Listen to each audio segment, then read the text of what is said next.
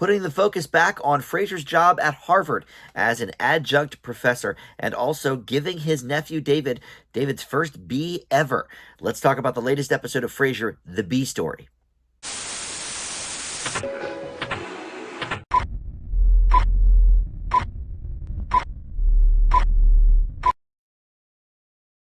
Hey guys, Dan here. This is Dan Reviews It. Welcome to my Frasier review for episode 8 for the 2023 edition of Frasier, the reboot continuation, whatever we're calling it these days. This is the B story.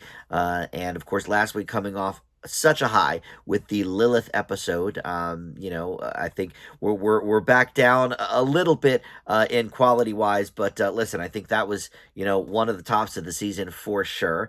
The anticipation of BB Newirth returning as Lilith. So now we get more of the regular characters and a nice side story with the cousins Freddie and David. They've had a couple of moments so far this season, but I think this episode brings them the closest together so far that we have seen.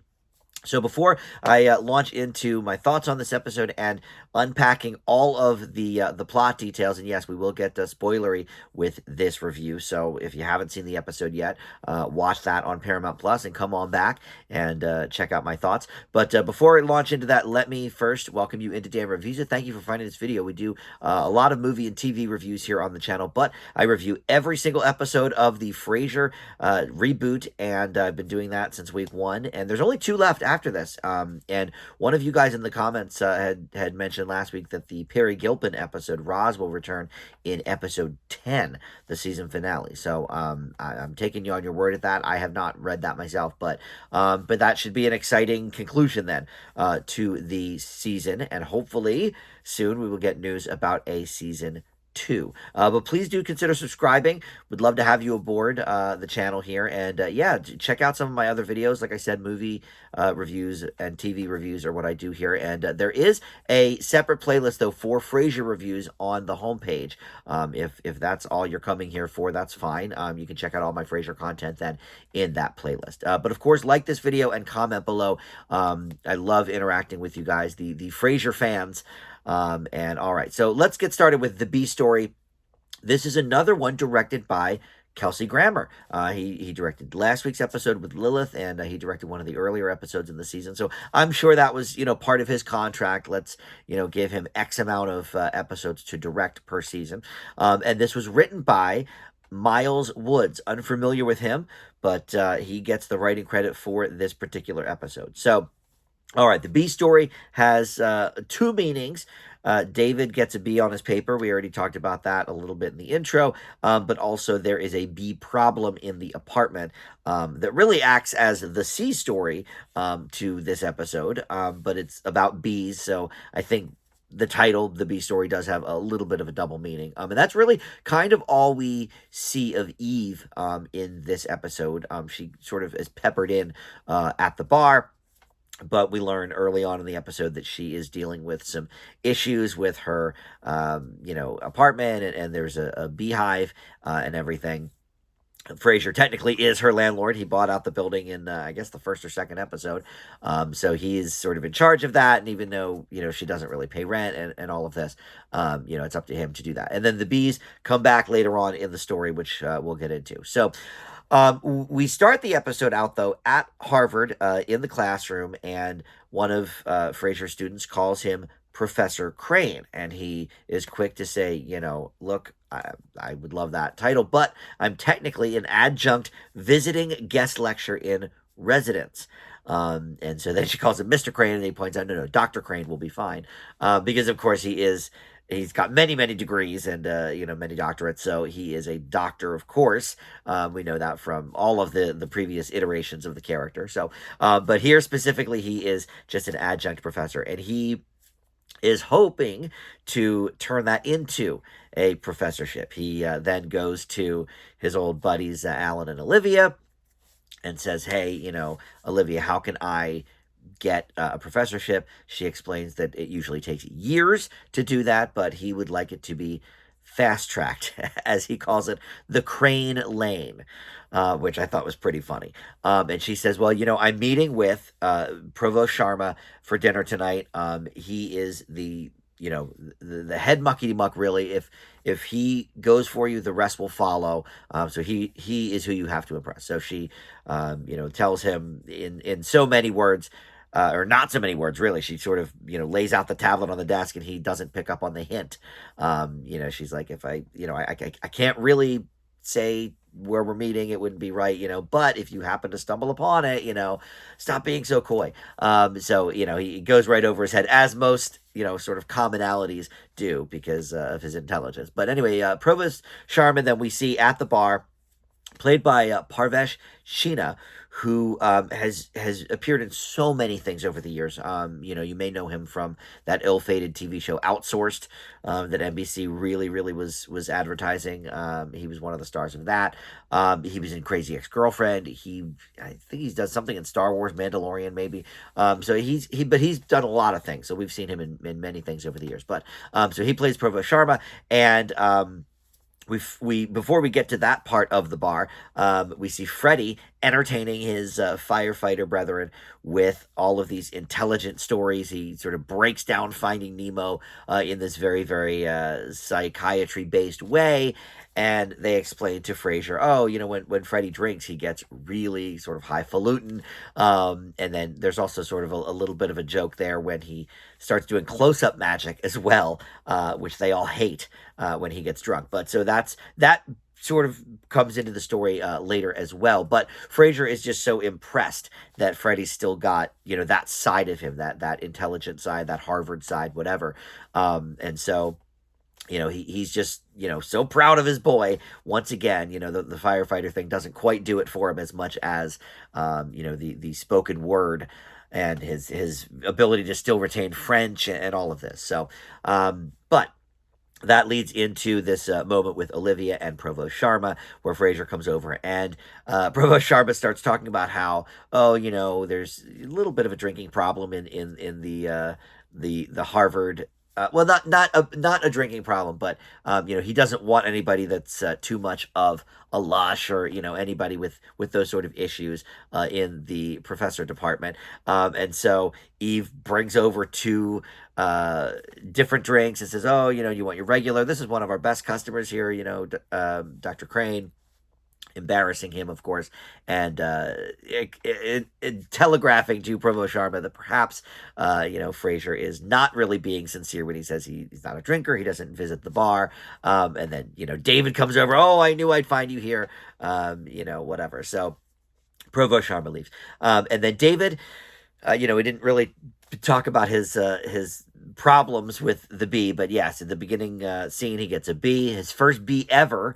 And in fact, he gets the same grade as one of the jocks in the class. Of course, he's still a guy at Harvard, this jock, so he's obviously smart beyond just his athletic ability. But David's like, "Oh, well, I've never gotten less than an A in my life," da da da da, and then he gets a B. So he is just aghast at this. And Frasier says, "You know what? You may write another paper, and I will average the two grades." But of course, Freddie explains, "Well, if you got, I think it was an 86, you will need a 100 to average that grade into an A, which is a 93 or above." So realizing that he is very, very, intelligent and showing off his wisdom when he's drunk, David sort of takes advantage of that and says, "Well, you know what, Freddie, could you help me write this paper?"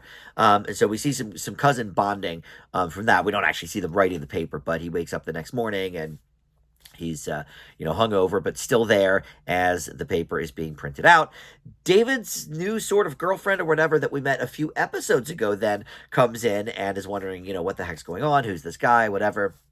They explain they're cousins, but she does not buy it. But I don't know if we're going to see more of that girl, but I think she was a good match for David a few episodes ago, and I would like to see more of her. I'm glad they brought her back for at least this one scene, but wanted to see more of her as the series goes on, because, look, David is certainly an acquired taste, and I think we've all sort of gone back and forth in the comments about our feelings with David and how he is the weakest link of the show. I will admit this one was maybe a little too David heavy for me. To get to a little bit of my review here, but there is a sort of nice scene coming up where it explains a little bit about the David neuroses and stuff. So that is nice to see. But yeah, I mean, it's still not my favorite character. Everybody else I think is better than he is. Eve is sort of, we haven't quite, I think, hit on the right storyline for Eve yet. I mean, I guess she did help out a couple episodes ago with the teaching David how to talk to women kind of thing. But Eve, for the most part, is still a little bit of kind of a nothing character for me so far. So maybe in one of the last couple episodes, she'll get a little bit of a storyline. She's sort of, exposition, background, dressing, whatever, thus far. But anyway, but David is actively unappealing, whereas Eve is just, for me, kind of just whatever. She's there. But David, over the last few episodes, they've sort of massaged his character a little bit into something that I think is more palatable. And here, okay, did he have enough? Too much screen time, maybe. But anyway, I'll get to that. But so point being that Frasier invites Provost Sharma to see one of his lectures. He's very impressed. Olivia tells Frasier to quit while he's ahead, but of course Frasier does not listen and says, no, let's go to my office for coffee. Alan, of course, is drinking at 11 a.m. and Frasier's like, oh, you can't be seen with this. I don't want Sharma to think that this is some kind of a bar in the office here. So he dumps the alcohol in one of the coffees, and then of course David comes in, takes the coffee tray and sort of spins it around and whatever. Very sitcom-y, but look, it worked for this episode. And then we don't know, Provost Sharma has grabbed one of the coffees and we do not know which one, but I think anyone who's ever seen a sitcom knows that he is the one that has the alcohol one. And just as we think Alan is going to cop to it, when Sharma drinks it and says, oh my God, is there whiskey in this or whatever? Alan steps forward and says, actually, because he thought it was Frasier's drink. Actually, it's rum. We think he's going to say it was my drink. But of course he does not do that. Alan is quickly becoming one of my favorite characters on this show. Last episode, they had that running gag where Lilith didn't remember him from, their past. And just, he's, I don't think we've had any episodes where he's been, well, I guess the part where the episode where they were trying to get into the exclusive Harvard club, that was a pretty Alan heavy episode. But, yeah, I really, really like him. I hope we see a lot more of him. He's becoming a great sort of, I don't even know what you'd say, because is he friends with Frasier? I mean, they're longtime friends, right? But he keeps sort of, stumbling over himself and messing things up for Frasier. But I don't think frenemy is quite right. They're certainly friends, but yeah, he keeps sort of messing things up in each episode, in one way or another. But anyway, so. We know that Sharma is going to have the coffee with the alcohol, and so he's like, "Oh my God, Frasier, what's going on? This is horrible. You're just drinking all the time." So then we get back to Freddie and David, and Frasier is trying to make nice for the board. He has his board review for professorship, which, Olivia has been warning him, it's too soon. And even Freddie says, oh, so you're going to just pack up, take stock and try again next year. I'm kidding. What's your stupid plan? And that was, one of you in the comments last week had mentioned that Freddie is best when he's in dramatic scenes and doesn't do the comedy as well. And I think, that may be true, that he is better in dramatic scenes or emotional scenes, but I do think he can be funny. And we saw that with the blind date episode a couple of weeks ago. But I thought that was a pretty funny line. And anyway, so Frasier ends up getting stung by a bee. And as David is sort of pleading his case to get his B up to an A, because he gets his second paper back and it's now a B minus. So he's like, let me plead my case. And so he withholds his EpiPen from Frasier in trying to save him from this bee sting, in order to plead his case. I thought that was a little bit of a dick move, right? And which he regrets later in the episode. I can't believe I did that, to my uncle and whatever. But in the moment, it was like, wow, they're really going to go there, and make this David character more unlikable than he already is by withholding this EpiPen. But I guess it does speak to how important this grade is to him, and whatever. And I get that. But look, it led us to the funniest scene of the episode, where okay, so he gets the EpiPen, whatever, but Freddy says, "Let me drive you to the hospital." And Frasier says, "Oh, okay, sure, go get my keys," and then gives them, the slip as he takes the honey buns and leaves. So he's gonna go to this meeting, this hearing, whatever, and his face is going to be all red and blotchy from the bee sting. And he because he didn't sort of get the necessary medical care he needs, he's going to appear drunk. We sort of know this going into the scene, but it doesn't make it any less funny. He comes in, can't even figure out how to open the door, and then he like stumbles down the stairs and ends up on the floor. I mean, it's hilarious. Great physical comedy from Kelsey Grammer. And we've seen him do that, a little bit. There's been some sort of run around scenes in Frasier. Of course, when I think of physical comedy and Kelsey Grammer with this character anyway, I go back to the original Frasier, the episode where he's like running around the bar with scissors because they think he's too straight-laced, so he's like, "Oh, I'm running with scissors. A straight-laced guy do this, whatever. I'm a madcap." That he's always had a nice touch for physical comedy, and it's not something that he shows off all the time. Like, it's, I love Lucy, but it's not like he's doing the Lucille Ball thing where every single episode he does some kind of crazy zany physical comedy.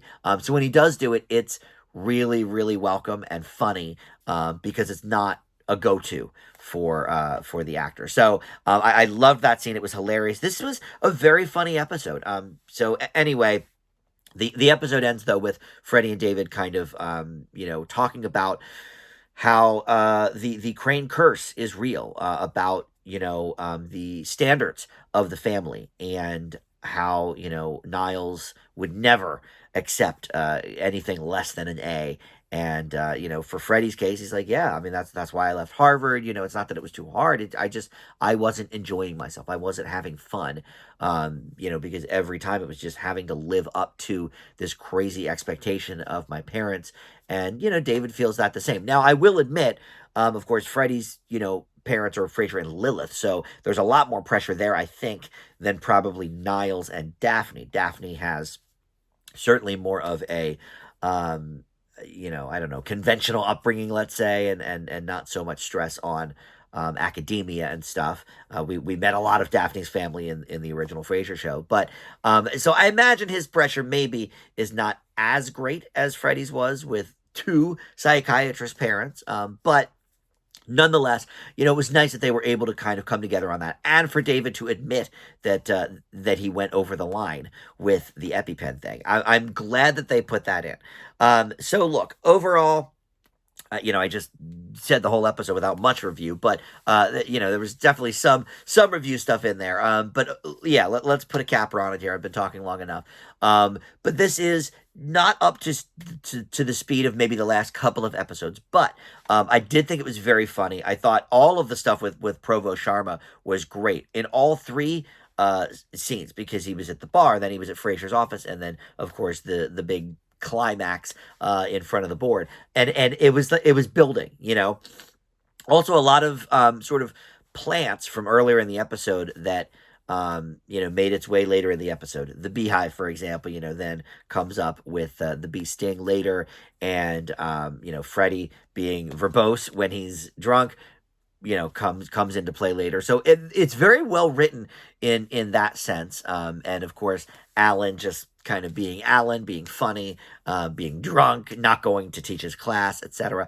And this also seemed like a pretty good episode for the Olivia character because, in earlier episodes she was fawning all over Frasier in the one, because her sister was a big fan, and I couldn't quite get a beat on what this character is going to be, and here I think she definitely is kind of one of the guys. She's sort of in the Frasier and Alan camp, but certainly, more into her job than Alan. But here she was really, really trying to help Frasier not make an ass of himself. Didn't work, of course, and that speaks to Frasier's constant need for something better. Like he could have just let it go and said, "Okay, we'll try again next year. My first meeting with Provost Sharma did not go very well. Let's try it again." But of course, much like back in the original Frasier days, when him and Niles went to the spa and they kept learning that there was a higher echelon, the gold membership wasn't enough for them. They had to go for the platinum membership, even though they had no idea what that even was, and it turned out it didn't exist. That was a great later episode. But it speaks to that character of, I need more. I'm not happy with all of my degrees and just being a guest lecturer. I want to have the professorship. I need that. And so it speaks to that. I would call it maybe a character flaw in Frasier. I mean, it's hilarious to us, the audience. So it's not a flaw for the show, but I think that need is perhaps one of Frasier's downfall qualities for sure. So look, overall, I thought this was a pretty good episode.